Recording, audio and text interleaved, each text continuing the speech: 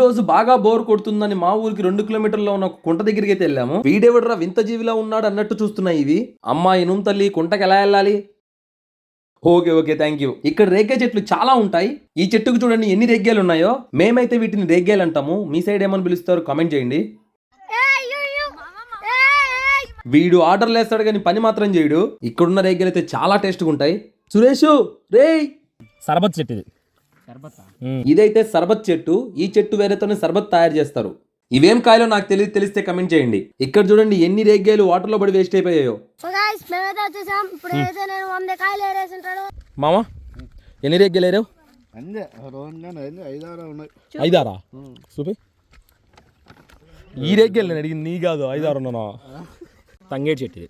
ఈ చెట్టు పేరు తీటకందిరాకు. పొరపాటున ఈ ఆకు బాడీకి గన తగిలితే ½ an hour గీరుకుంటూ ఉండాల్సిందే. దురద మామూలుగా పెట్టదు. ఇచ్చిగాడు పూసుకున్న తగ్గదు.